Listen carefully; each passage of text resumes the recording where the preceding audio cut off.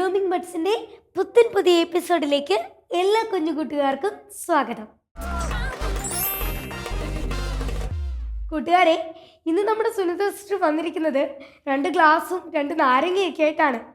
ലോകം നമ്മളെ എത്ര താത്താൻ ശ്രമിച്ചാലും ഈശോയുടെ കൂടെ ആയിരുന്നാൽ ഈശോ എപ്പോഴും നമ്മളെ ഉയർത്തി തന്നെ നിർത്തും എന്നതിന് ഒരു എക്സ്പെരിമെൻ്റ് ആണിത് എന്നാണ് സുനിത സിസ്റ്റർ നമ്മളോട് പറഞ്ഞിരിക്കുന്നത്.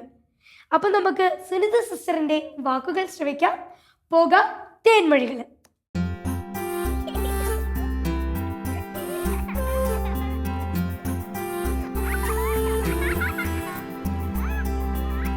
Hi friends, praise God. മക്കളെ, ഓടിവായോ, സിസ്റ്ററിൻ്റെ അടുത്ത് ഓടിവായോ, ഫ്രണ്ടിലിരുന്നോ. ഇന്ന് നമ്മളൊരു കുഞ്ഞു പരീക്ഷണത്തിലൂടെയാണ് ഒരു വലിയ ആശയം പഠിക്കാൻ പോകുന്നത്. ഓക്കെ, കുഞ്ഞ് പരീക്ഷണം.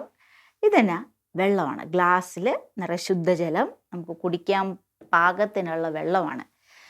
ഇത് കാണിക്കുന്നത്, ഈ 2 ഗ്ലാസ്സിലെ വെള്ളവും കാണിക്കുന്നത് നമ്മുടെ ലോകമാണ്. ഓക്കെ, ലോകം നമുക്ക് ഒത്തിരി സാധ്യതകൾ തന്നിട്ടില്ലേ? ജീവിക്കാൻ വേണ്ടുന്നതെല്ലാം നമുക്ക് ഈ ലോകത്തിലില്ലേ? ഉണ്ട് അല്ലേ? അത്യാവശ്യം ജീവിക്കേണ്ടല്ല ബേസിക്കായിട്ട് അടിസ്ഥാനപരമായിട്ടുള്ള എല്ലാ കാര്യങ്ങളും നമുക്ക് ഉണ്ട്. ഇനി ഈ ലോകത്തിൻ്റെ പ്രത്യേകത എന്ന് പറയുമ്പോൾ, നമ്മൾ കുഞ്ഞു വാവാസായിരിക്കുമ്പോൾ, കുഞ്ഞുങ്ങളായിരിക്കുമ്പോൾ നമ്മളെ ശ്രദ്ധിക്കും, നോക്കും, കളിപ്പിക്കും, താലോലിക്കും. ഇനി കുറച്ചുകൂടി വളർന്ന് നമുക്കൊരു 15, 14, 13 വയസ്സ് ആ ഘട്ടങ്ങളിലൊക്കെ എത്തുമ്പോൾ നമുക്ക് ഒരുപാട് സാധ്യതകൾ തരും. ഒക്കെ, കൗമാരപ്രായത്തിൽ നമുക്ക് സാധ്യതകൾ തരും. യൗവനത്തിൽ കുറച്ചുകൂടി ചേട്ടന്മാർ ചേച്ചിമാരൊക്കെ ആകുമ്പോഴോ നമ്മളെല്ലാവരും ഉപയോഗിക്കും. നമ്മൾ ഭയങ്കര ഡിമാൻഡഡ് ആണ്. ഓക്കെ, എല്ലാവർക്കും വേണം, സഹായം ചെയ്തു കൊടുക്കണം, ചെയ്യാനുള്ള ഒരു ത്വരയും ആവേശവും, ഓടി നടന്ന് പറന്ന് ചെയ്യും.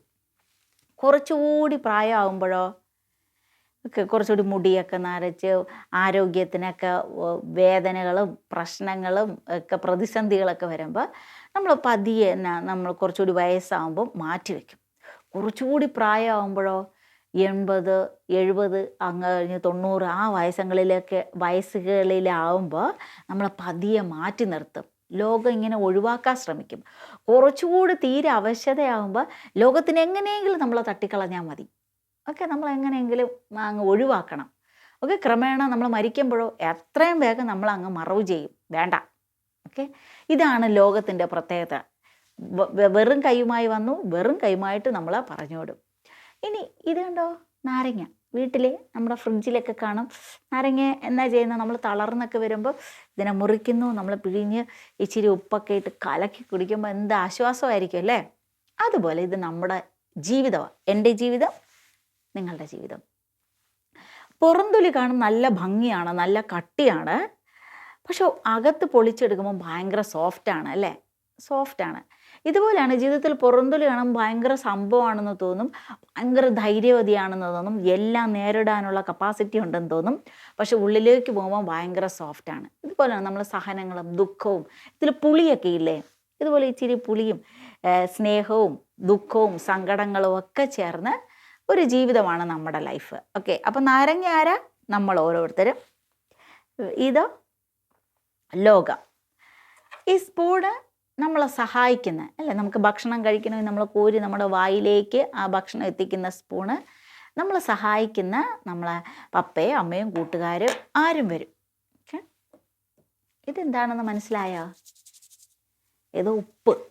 ഓക്കെ, ഉപ്പ്. ഈശോ പറഞ്ഞ എന്നാ, നമ്മളെല്ലാവരും ലോകത്തിൻ്റെ ഉപ്പായി മാറണം. ഉപ്പ് രസമുള്ള ക്രിസ്തു നമ്മളോട് പറഞ്ഞത് ഉപ്പായി മാറണം. ഓക്കെ, ഇതെന്താണ്? നമ്മുടെ ജീവിതം നമ്മുടെ ലോകത്തിലേക്ക് ഇട്ടു. ഓക്കെ, അത് റൈറ്റ് ഡൗൺ ഏറ്റവും താഴെ പോയി കിടക്കുന്നുണ്ട്. ലോകം പലപ്പോഴും നമ്മളെ ഇങ്ങനെ പിടിച്ച് താഴോട്ട് വലിക്കും. ഒക്കെ, മുക്കാൻ ശ്രമിക്കും. അപ്പോൾ ആരാ? നമ്മൾ കുറേ സ്ട്രഗിൾസ് വരുമ്പോൾ നമ്മൾ ഈ സ്പൂൺ കൊണ്ട് നമ്മളെ കൂട്ടുകാരെ വന്നു നമ്മളിങ്ങനെ പൊന്തിക്കാൻ നോക്കും. നമുക്ക് സ്വപ്നങ്ങളില്ലേ, ആഗ്രഹങ്ങളില്ലേ? എപ്പോഴും നമുക്ക് താഴെ കിടന്നാൽ മതിയോ? നമുക്ക് പൊങ്ങി വരണം. ഓക്കെ, അതാണ് നമ്മുടെ ആഗ്രഹം. ഇനി ഉപ്പ്. ഓക്കെ, ഈ ഗ്ലാസ്, ഇത് എ എന്ന് പറയുന്ന ആൾ നമുക്കാണെങ്കിൽ ഒരു പേരിട്ട് കൊടുക്കാം. എന്ത് പേരിട്ട് കൊടുക്കാം? ഓക്കെ, ഇത് രാമുവും ഇത് രാധയും. എങ്ങനെയുണ്ട്? സൂപ്പറല്ലേ? ഓക്കെ, അപ്പോൾ രാമു, രാധ. ഇത് ഉപ്പ്. ഈ ഉപ്പ് ഈ രാധ വിചാരിച്ചു എനിക്ക് ഞാൻ സ്വപ്നം കാണുന്നതിൻ്റെ അപ്പുറം പോയി നിൽക്കണമെങ്കിൽ സന്തോഷവും സമാധാനവും ആനന്ദം ഒക്കെ, സന്തോഷം നമുക്ക് ലോകത്തിന് തരാൻ പറ്റും, ആനന്ദം നമ്മുടെ ഉള്ളിൽ നിന്ന് വരുന്ന സാധനമാണ്. ആ സാധനം തരണമെങ്കിൽ ഈ ലോകത്തിൻ്റെ ആൾക്ക് തരാൻ പറ്റില്ല, ഈ ലോകത്തിൻ്റെ അപ്പുറം അതിജീവിച്ചാൽ നമ്മുടെ ദൈവത്തിനേ തരാൻ പറ്റത്തുള്ളൂ. ഓക്കെ, അപ്പോൾ അവൾ 2 കാര്യങ്ങൾ ചെയ്യാൻ ശ്രമിച്ചു. ഓക്കെ, ഒന്ന് സ്വയം സ്നേഹിക്കാൻ തുടങ്ങി. നമുക്കൊരു ശരീരം ഉണ്ടല്ലോ, നമ്മുടെ ജീവിതത്തിൽ നമ്മൾ തന്നെ ആദ്യം സ്നേഹിക്കണം.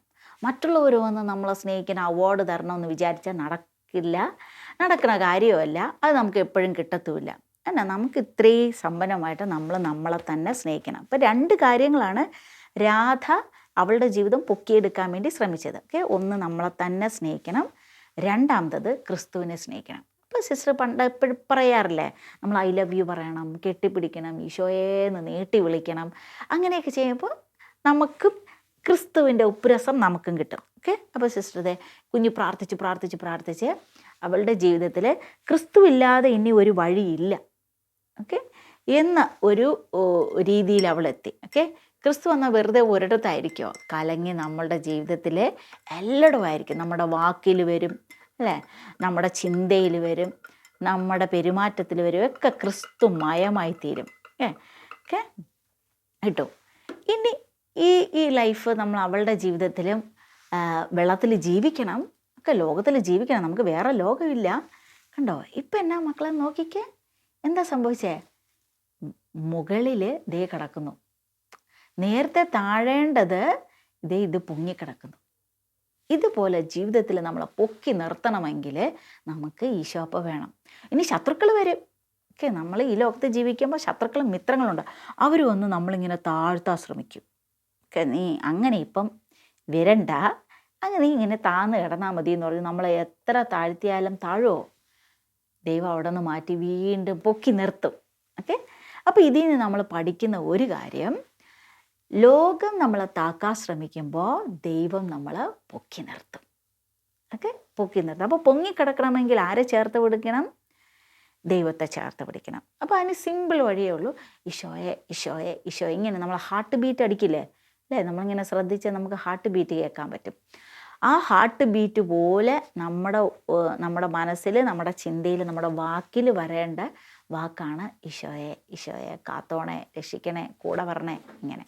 ഓക്കെ, അങ്ങനെയാകുമ്പോൾ ഇതുപോലെ ആർക്കും എത്ര ശത്രുക്കൾ വന്നാലും നമ്മൾ പൊന്തി മുന്നോട്ട് വരും. ഇവിടെ ആണെങ്കിൽ നമുക്ക് പാവം അങ്ങ് ഏറ്റവും താഴെ പോയി കിടക്കണം. അങ്ങനെയാകരുത്. ലോകം നമുക്ക് എല്ലാവർക്കും ഒരു ലോകേ ഉള്ളൂ. അപ്പം അതിൽ ഇതുപോലെ നിൽക്കണം. ഓക്കെ, ഈശോയെ കൊണ്ടുപിടിക്കാം. ഈശോ അനുഗ്രഹിക്കട്ടെ. ആമേൻ. വിശുദ്ധരെ അടുത്തറിയുന്ന നമ്മുടെ 2ാമത്തെ സെഗ്മെന്റിൽ ആന്റണി അച്ഛൻ ഇന്ന് നമ്മളെ പരിചയപ്പെടുത്തുന്നത് സ്പെയിനിലെ ഒരു വലിയ കുടുംബത്തിൽ ജനിച്ച വിശുദ്ധ ലയോളയാണ്. അപ്പം നമുക്ക് കാതോർക്കാം വിശുദ്ധരും കുട്ടികളും.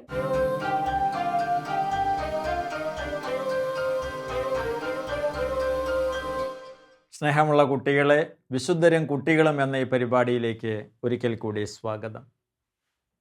ഇന്ന് നമ്മൾ പഠിക്കുന്ന വിശുദ്ധൻ്റെ പ്രത്യേകത, വിശുദ്ധരുടെ ജീവചരിത്രം വായിച്ചിട്ട് വിശുദ്ധനായ വിശുദ്ധനെ കുറിച്ചാണ് നമ്മൾ ഇന്ന് പഠിക്കുന്നത്.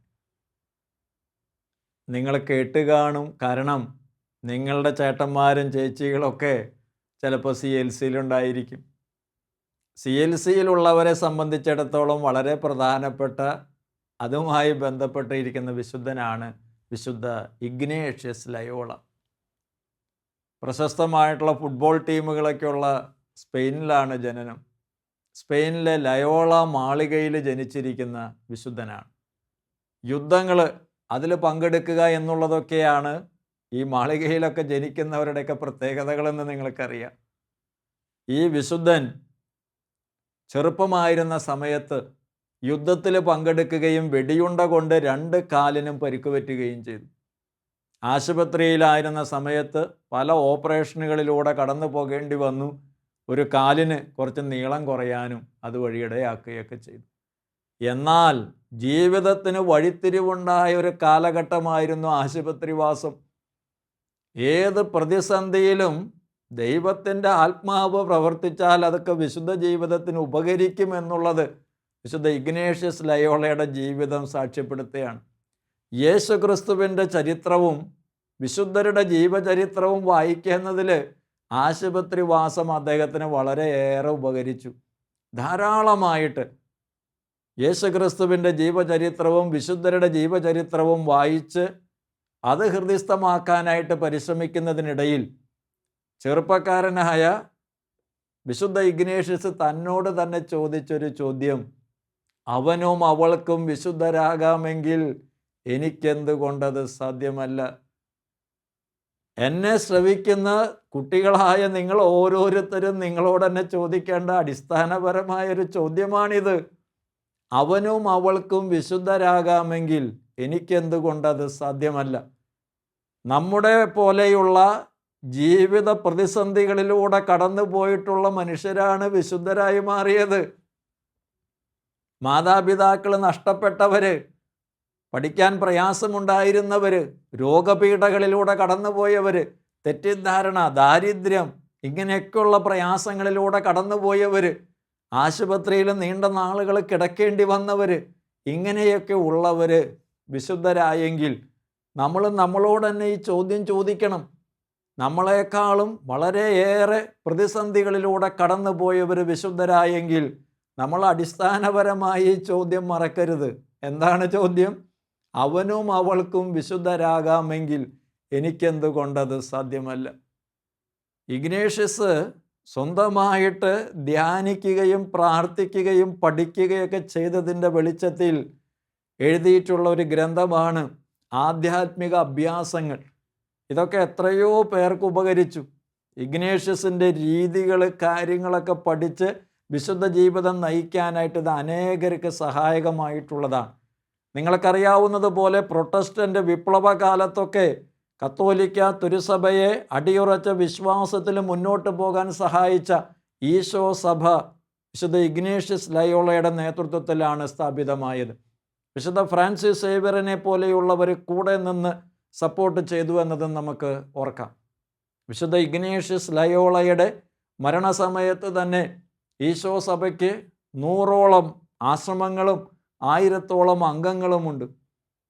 നിങ്ങൾ ചിലപ്പോൾ പഴയ ഏതെങ്കിലും കത്തുകളൊക്കെ എടുത്ത് നോക്കിയാൽ അതും ചിലപ്പോൾ എഴുതി കാണും AMDG.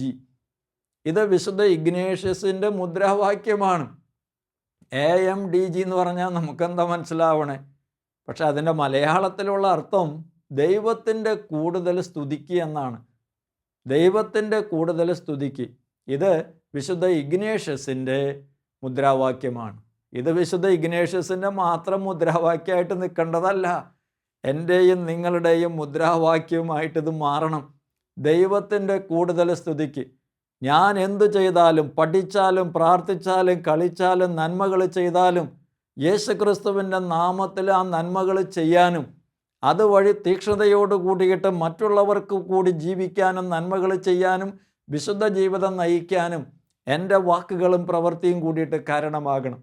AMDG എന്നുള്ളതിൻ്റെ അർത്ഥം ഞാൻ പറയുകയുണ്ടായി. ദൈവത്തിൻ്റെ കൂടുതൽ സ്തുതിക്ക്. നമ്മുടെ ജീവിതമായാലും വാക്കായാലും പ്രവൃത്തിയായാലും ഒക്കെ ദൈവത്തിൻ്റെ കൂടുതൽ സ്തുതിക്ക് ഉപകരിക്കുന്നതായിട്ട് മാറണം. വിശുദ്ധ ഇഗ്നേഷ്യസ് ലയോളയ്ക്ക് അത് സാധിച്ചു. ഈശോ സഭയിലൂടെ ഇത്രമാത്രം നന്മകൾ ചെയ്യാനായിട്ട് ഗ്രന്ഥങ്ങൾ എഴുതി അനേകരെ വിശുദ്ധ ജീവിതത്തിന് പ്രോത്സാഹിപ്പിക്കാൻ അദ്ദേഹത്തിന് കഴിഞ്ഞു. ഇങ്ങനെ ജീവചരിത്രം വായിച്ച് അവനും അവൾക്കും വിശുദ്ധരാകാമെങ്കിൽ എനിക്കെന്തുകൊണ്ടത് സാധ്യമല്ല എന്ന അർത്ഥപൂർണമായ ചോദ്യം ആത്മാർത്ഥമായിട്ട് തന്നോട് ചോദിച്ച് വിശുദ്ധനായി മാറിയ വിശുദ്ധ ഇഗ്നേഷ്യസ് ലയോള. ഈ വിശുദ്ധൻ്റെ മാധ്യസ്ഥം തീർച്ചയായിട്ടും നമുക്ക് വളരെയേറെ നമ്മെ മോട്ടിവേറ്റ് ചെയ്ത് വിശുദ്ധ ജീവിതത്തിന് നിർബന്ധിക്കുന്നൊരു ശൈലിയാണ്. ഈ വിശുദ്ധൻ്റെ ജീവിതം പഠിക്കുന്നതോടൊപ്പം തന്നെ വിശുദ്ധരായി മാറാൻ വിശുദ്ധ ഇഗ്നേഷ്യസ് ലയോള നമ്മെ സഹായിക്കട്ടെ. നമ്മുടെ ബ്ലൂമിംഗ് ടാലൻസിൽ ഇന്ന് അതിഥിയായിട്ട് കടന്നു വരുന്നത് എസ്തർ ജോസ് ആണ്. എസ്തർ വന്നിരിക്കുന്നത് എസ്തർ രാജ്ഞിയുടെ കഥ പറയാനാണ്. അപ്പം നമുക്ക് ആ കഥ കേൾക്കാം.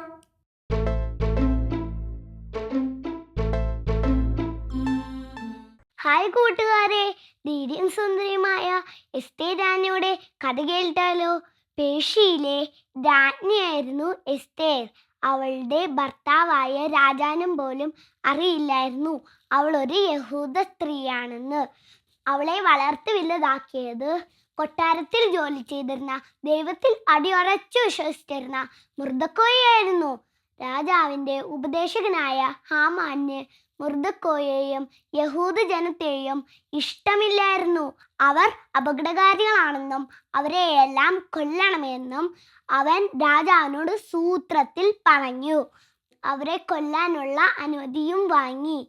മൊർദെഖായി എസ്തേറിനോട് രാജാവിൻ്റെ ഈ തീരുമാനം മാറ്റിക്കണമെന്നും നീ രാജ്ഞിയായിരിക്കാൻ തന്നെ യഹൂദ ജനത്തെ രക്ഷിക്കാനായിരിക്കാമെന്നും അവൻ പറഞ്ഞു. അങ്ങനെ എസ്തേർ രാജാവിൻ്റെ അടുക്കൽ പോയി. ആർക്കും പ്രവേശിക്കാൻ പാടില്ലാത്ത നേരമാണെങ്കിലും തൻ്റെ ജനത്തെ ഓർത്ത് രാജാവിൻ്റെ മുൻപിൽ പോയി. എന്നാൽ രാജാവാകട്ടെ എസ്തേറിൻ്റെ സൗന്ദര്യത്തിൽ അലിഞ്ഞ് അവളെ എന്താവശ്യപ്പെട്ടാലും നടത്തിത്തരാമെന്നും വാക്കുകൊടുത്തു. അതനുസരിച്ച് ഹാമാനെയും രാജാവിനെയും ഭക്ഷണത്തിന് ക്ഷണിച്ചു. ഭക്ഷണത്തിനിരിക്കുമ്പോൾ അവൾ രാജാവിനോട് തൻ്റെയും തൻ്റെ ജനത്തെയും ഹാമാൻ കൊല്ലാൻ ഒരുങ്ങുകയാണെന്ന് പറഞ്ഞു. അത് കേട്ട നിമിഷം തന്നെ രാജാവ് ഹാമാനെ കൊല്ലാൻ വിധിച്ചു. അങ്ങനെ എസ്തേർ രാജ്ഞിയിലൂടെ ദൈവം രക്ഷിച്ചു. ദൈവം നമ്മുടെ കൂടെ ഉണ്ടെങ്കിൽ എതിര് നിൽക്കും എന്നീ കഥയിലൂടെ നമുക്ക് മനസ്സിലാക്കാം. കൂട്ടുകാരെ, എൻ്റെ പേരും ബൈബിളിലെ ഈ സുന്ദരിയും ധീരയുമായ രാജ്ഞിയുടേതാണല്ലോ, എസ്തേർ. നമുക്കിനി ആടിയും പാടിയും ഈശോയെ മഹത്വപ്പെടുത്താം. അപ്പം നമുക്ക് പോകാം നമ്മുടെ ലാസ്റ്റ് സെഗ്മെന്റ്, ആക്ഷൻ സോങ്.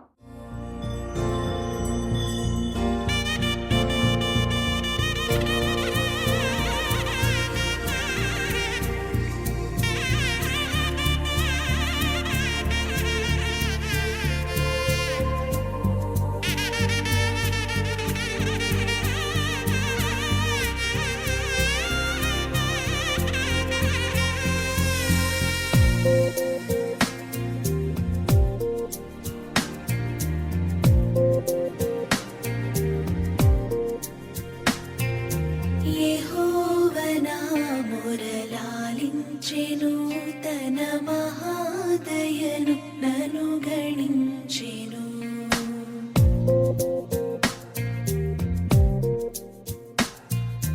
యెహోవ నా మొరలాలించెను, తన మహాదయను నను గణించెను.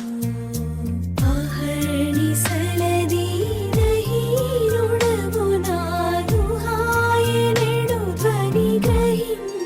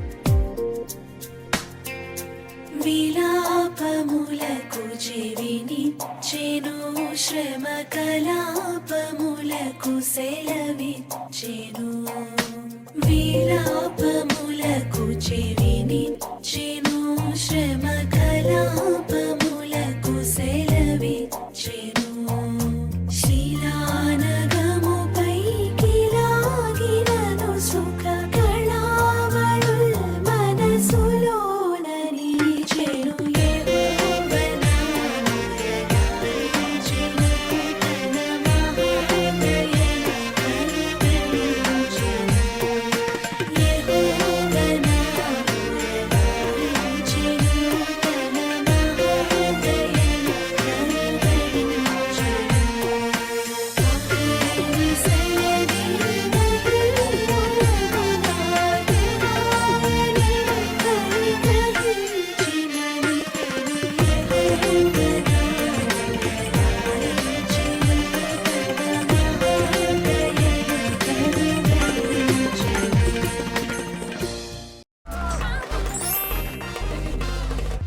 കൂട്ടുകാരെ, നമ്മുടെ സമയം ഇവിടെ തീരാറായി. അടുത്ത എപ്പിസോഡിൽ വീണ്ടും കാണാം. അതുവരെ ഈശോയുടെ കൂടെ ആയിരിക്കാം, ഈശോയുടെ ഒപ്പമായിരിക്കാം. It's me Medha signing off. Bye. యెహోవనా మురళాలించెను తన మహాదయను నన్ను గణించెను అహర్నిశలదీనహీనుడవు నాను హాయనెడు ధ్వని గ్రహించి మనిపెను యెహోవనా మురళాలించెను తన